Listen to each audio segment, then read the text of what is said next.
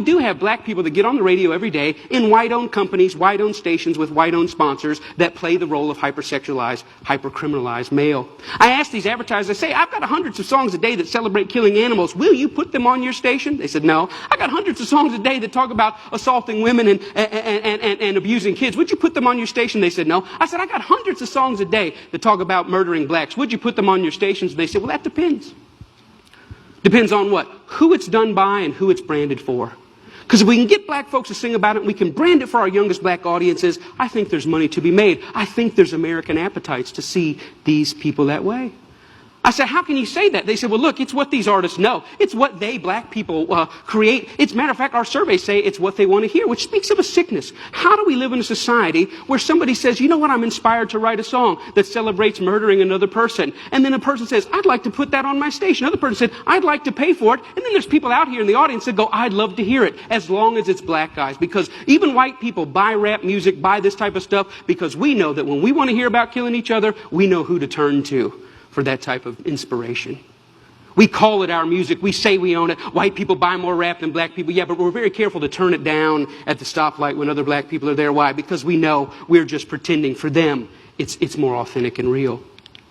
I always ask the companies, what about your name? What about your brand? What about your value? And the largest radio company in the world said this: it's okay that we only have drug dealers on our black youth stations. We only have murders on our black youth stations. We support black charities. We give out water at the Martin Luther King parade. I think we've got it covered. We've bought them off.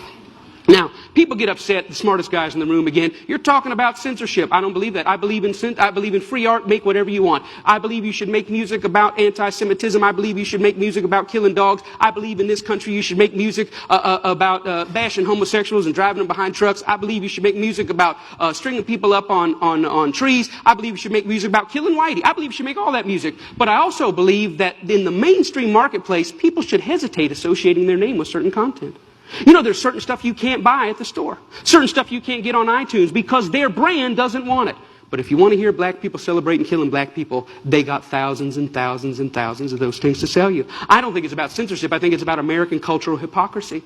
Because here's the truth. These black entertainers, they can't sing just about anything. There's some stuff that'll get them fired. And they get dropped, and they get fired, and they get slapped on the wrist, and they get disciplined all the time. Why? Because sometimes they step over the bounds.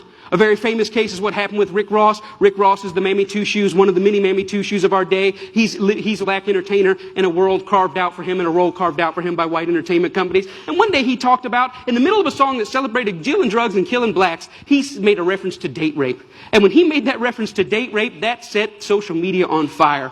That got 100,000 petitions in 24 hours. Hey, buddy, date rape is no joke.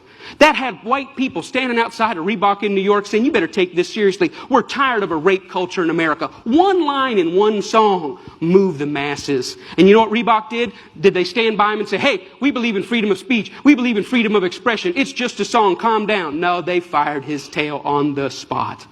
The president came out and said, this goes against our high standards. He's gone against the values of our brand. Shame on Rick Ross. We're disappointed. He doesn't know how serious date rape is. And when I saw that, I thought, wow, how convenient. Isn't that amazing? But here's what really happened. It's not their brand, it's not their values. Rick Ross went off script. He was hired to get black customers, and they think that black customers go with black bait. And in America, black bait is the hypercriminalized, hypersexualized portrayal of black people. And as long as he had sung about that, the stuff that got him hired, he still have a job at Reebok. But when he touched other sensitivities that affect us, he lost his job.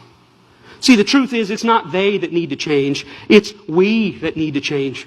We created the lies. We created them for our profit. We own the companies. We own the record labels. We own the advertisers, and we keep putting it out. And it's this that's got to change. I thought about it. You know what? I wonder if White Mike could get anybody's attention on this. So I stood outside of a Walmart, and I said, hey, I don't think killing cops and killing blacks is very cool. And you know what? It only took 7 weeks of Mike standing out there, and they wrote a letter and said, yeah, we don't think it's cool either. We're going to pull our name off of that. The largest retailer in the world had never considered that maybe their commercial shouldn't be right before or after a song about young black men being gunned down.